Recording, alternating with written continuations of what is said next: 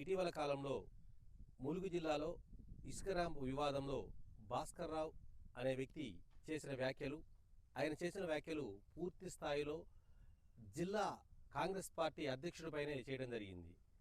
అసలు ఆ వార్తల్లో వాస్తవం ఎంత, నిజముందా, ఎందుకు ఈ వార్తలు ప్రస్తుతం చర్చనీయాంశంగా మారాయి అనే విషయాన్ని ఆ ఇసుక ర్యాంపుకు సంబంధించిన ఆ గిరిజన సొసైటీ సభ్యుల్ని అడిగి తెలుసుకుందాం. ఆ వార్తల్లో వాస్తవం ఉందా లేదా అన్న విషయాన్ని తెలుసుకునే ప్రయత్నం చేద్దాం. నమస్తే సార్. నమస్తే. ఈ మధ్యన భాస్కర్ రావు అనే వ్యక్తి మీ ర్యాంపై కొన్ని ఆరోపణలు చేశారు సార్, దాంట్లో వాస్తవం ఉందా? లేదు సార్, దాని విషయం వివాదం అయితే మాత్రం అశోకనకి ఎలాంటి సంబంధం లేదు. మా గిరిజన సొసైటీకి ఆయన పెట్టుబడి కూడా పెట్టలేదండి. మాకు రాజు అనే వ్యక్తి ఫస్ట్ పెట్టుబడి పెట్టి దాన్ని కొంచెం నిర్మాణం చేసి పూర్తి చేసిండు. కాకపోతే ఇటీవల కాలంలో 2010లో అంటే 2010లో నాకు తెలిసి కాంగ్రెస్ పార్టీ అధికారంలో లేదు, అప్పుడు బీఆర్ఎస్ పార్టీ అధికారంలో ఉంది. అప్పటి నుంచి పెట్టుబడి పెడతానని చెప్తున్నాడు సార్. అది ఒక సరే చెంచు లక్ష్మణ సొసైటీ ఉన్నది మాది కూడా. ఇటీవల కాలంలో 2022లో మా సొసైటీ నిర్మాణం అయింది సార్. మాకైతే ఎలాంటి చేసినైతే లేదు వ్యక్తిగతంగా. ఊరికేదో చేసిన అని చెప్పి మా మీద ఒక క్వారీ రాసేయమని చెప్పారు. మేము కూడా ఊరి తరఫున ఒకటి రాసిచ్చినాం, కాదనట్లేదు. కాకపోతే ఇలాంటి డబ్బులు కానీ ఇలాంటి వివాదం ఏం లేదు. ఆయన మంచి వ్యక్తి, సరే మన ఊరికి ఎంతో కొంత మంచి చేసిన దాంతో మనం ముందుకు వెళ్ళినాం. దాని విషయంలో కాకపోతే ఆయన ఇలాంటి వివాదాలు అశోకన్న మీద కానీ మా సొసైటీల మీద కానీ చేసి మా ఆర్థికంగా దెబ్బతిని. ఇప్పుడు నేనైతే అశోక్ గారు ఏంటంటే, అశోక్ గారు నాకు తెలిసి కాంగ్రెస్ పార్టీ అధికారంలో 2 సంవత్సరాలు అవుతుంది. 2.5 సంవత్సరాలు. ఈయన చేసిన ఆరోపణలు చూస్తేనో 8 సంవత్సరాల క్రితం ఉన్నాయి. అంటే 8 సంవత్సరాల క్రితం అప్పుడు కాంగ్రెస్ పార్టీ అధికారంలో లేదు, ఇసుక ర్యాంపులు ఇచ్చే పవర్స్ కూడా కాంగ్రెస్ పార్టీ దగ్గర లేవు. అంటే అసలు చేయడానికి పార్టీ పరంగా ఉండదు, అధికారులు చేస్తారు. అయినా ఆ రేంజ్ లో ఆయన మీద ఎందుకు ఆరోపణలు చేస్తున్నారు జిల్లా అధ్యక్షుడి మీదే? కావాలనే ఇప్పుడు టీఆర్ఎస్ వాళ్ళు బురద జల్లడానికి ప్రయత్నం చేస్తాను. ఇది రాజకీయ కుట్ర, బ్లాక్ మెయిల్ చేసి డబ్బులు వసూలు చేయడం కోసం ఇదంతా ప్లాన్ చేస్తాను సార్. ఇప్పుడు ఇది గిరిజన సొసైటీలు ఇక్కడ నడుస్తూ ఉన్నాయి. ఆయన వ్యక్తిగతంగా కొన్ని పేర్లు, సందీప్ అని కొన్ని పేర్లు మీ పేరు ఉపయోగించడం జరిగింది.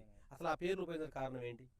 ఇప్పుడు ఆయన ఫస్ట్ సందీప్ అనే కాంట్రాక్టర్ పర్మిషన్ తీసుకున్నాడు. ఆయన 9-10 అనే క్వారీలని మాకు ఏమని అడిగిండండి. మేము ఇవ్వలేము, ఆయన పర్మిషన్ తీసుకున్నాడు, ఆయనకే ఇస్తాం, ఆయన ఖర్చు పెట్టుకున్నాడు కాబట్టి ఆయనకే ఇస్తామని చెప్పినామని. అప్పటి నుండి ఇప్పుడు వివాదం స్టార్ట్ అయిందండి. ఫస్ట్ నాకు ఇవ్వాల్సిందే, మీరు ఎట్లా అని చేశాను. అంటే ఖర్చు పెట్టుకున్న వ్యక్తికి ఇవ్వకుండా మాకు ఇవ్వాల్సింది, అంటే ఇప్పుడు దాన్ని దొంగతనం చేసినట్టే కదండి. మేము ఇవ్వమంటే మేము ఆ మాట తప్పేటోళ్ళం కాదు. ఎటు తిరిగి సందీప్ వాళ్ళు చేసుకున్నారు కాబట్టి వాళ్ళకే ఇస్తామని మేము కానీ చెప్పేసరికి కానీ ఇప్పుడు ఇవన్నీ ఆరోపణలు చేసుకుంటూ హెచ్ఆర్సీలో కానీ మీడియాకు కానీ చిల్లర చేసి ఇవన్నీ రాజకీయాలు చేస్తున్నారు. ఓకే, అంటే దీన్ని ఆప్ చేయాలి ఒక కుట్ర యాంగిల్లో జరుగుతుందని మీ అనుమానం? అంటే గిరిజనులకి ఉపాధి కల్పించే అవకాశాలు ఇప్పుడు ఆయన స్వలాభం కోసం మా గిరిజనులను దెబ్బతీసి ఆర్థికంగా మాకేం పని లేకుండా చేయడం కోసం ఆయన సొంత స్వలాభం కోసం బ్లాక్ మీద చేసి వాళ్ళ దగ్గర డబ్బులు తెచ్చుకున్నాడు ఆయన వేరే కాంట్రాక్టుల దగ్గర. అవి మా మీద బురద చల్లి ఇదంతా చేస్తే వాళ్ళు సైలెంట్గా ఉంటారని ఆలోచిస్తున్నారు. దీనివల్ల మా గిరిజనులు మీ పేరు? ప్రశాంత్. భాస్కర్ రావుకి మాకు ఎటువంటి సంబంధం లేదు. భాస్కర్ రావు కావాలనే సొసైటీ వాళ్ళ మీద బురద చల్లుతాడు. 2018కు బయటకు అశోక్ నాకు సంబంధం లేదు వాస్తవానికి. ఇక్కడ కూడా భాస్కర్ రావు సొసైటీలకు కానీ డబ్బులు ఇవ్వలేదు. ఇప్పుడు మళ్ళీ పర్మిషన్లకు కూడా భాస్కర్ రావు ఎక్కడ కూడా డబ్బులు ఇవ్వలేదు, పెట్టుబడి పెట్టలేదు. పర్మిషన్ తెచ్చుకున్నది మొత్తం సందీప్ రెడ్డి గారు తెచ్చుకున్న దాన్ని వీళ్ళు బ్లాక్మెయిల్ చేసి బీఆర్ఎస్ ప్రభుత్వం వాళ్ళు వీళ్ళు బ్లాక్మెయిల్ చేసి క్వారీలు రాకుండా ఆపోయి దీన్ని బ్లాక్మెయిల్ చేసి డబ్బులు ఇది కావాలనే ఈ బుద్ధ వెళ్తాను. అంటే బ్లాక్మెయిల్ చేసి గిరిజనులకు ఉపాధి దెబ్బతీయడానికి అవకాశంగా వాళ్ళు భావిస్తున్నారని. ఇప్పుడు ముఖ్యంగా జిల్లా అధ్యక్షులు చేయడం చర్చనీయాంశం అండి. మొత్తం సొసైటీలో ఎంతమంది మెంబర్స్ ఉన్నారండి? 400 మంది. ఇప్పుడు ఆయన ఎన్ని సొసైటీస్ మీద ఆరోపణలు చేశారు? ఇప్పటికి 2 సొసైటీలు, రెండిట్లో కలిపి 400 మంది ఉన్నారు. ఒక దాంట్లోనేనా? ఓకే, అంటే ఓవరాల్ 500 మంది దాకా ఉండొచ్చు. ఓకే, ఊర్లోకి వచ్చి ఊరు పెద్ద మనుషులు ఉంటారు, మీ సొసైటీ సభ్యులు అందరం ఉంటాం, కూర్చొని మా ముందు మాట్లాడాలి భాస్కర్ రావు. ఏదైనా ఇక్కడ తెలుసుకోవాలి. లేకుంటే నువ్వు అక్కడ హెచ్ఆర్సీలో కంప్లైంట్ ఇవ్వడం, కలెక్టర్ దగ్గర కంప్లైంట్ ఇవ్వడం అవసరం లేదు కదా. నువ్వు నిజాయితీగా ఊరికి పెట్టుబడి పెడితే ఊర్లోకి రావాలి, ఊరింద సమక్షంలో మాట్లాడాలి. ఒక కమిటీ ఉంటుంది 9 మంది తోటి ఒక సొసైటీకి. వాళ్ళకి డబ్బులు ఇస్తే వాళ్ళని ఊరు మధ్యలో కూర్చోబెట్టి మాట్లాడు. ఊరు పెద్ద మనుషులు న్యాయం చెప్తారు కదా నీకు. ఆయన పెట్టి ఎవిడెన్స్ ఉంటే ఊర్లో తీసుకోమను, న్యాయం నేనే జరుగుతుంది కదా. ఇప్పుడు మంగపేట ఎస్ఐ గారి మీద కూడా ఆరోపణలు చేశారు. అలా నేను బ్లాక్మెయిల్ చేసిండని చెప్పి ఎస్ఐ గారు పాపం పిలిపించుంటాడు. అట్లా అని చెప్పి ఎస్ఐ గారి మీద, సిఐ గారి మీద, ఎస్పీ గారి మీద వీళ్ళందరి మీద కంప్లైంట్ తెచ్చుకుంటే పోతే ఏం చేద్దామని భాస్కర్ రావు ఆయన 30 లక్షలు ఇచ్చిండంటే ఊళ్ళకి రమ్మను ఎవిడెన్స్ తోటి. ఎవరికి ఇచ్చిండని చూపేయమను. అప్పుడు మా మీద కేసులు అయితే కదా, భాస్కర్ రావు మీద కేసులు ఎందుకైతే రావు కావు కదా. నువ్వు డబ్బులు పెడితే మా దగ్గర రావాలి. ఎవరికైతే ఇచ్చినా వాళ్ళు ప్రూఫ్ చూపేయమను.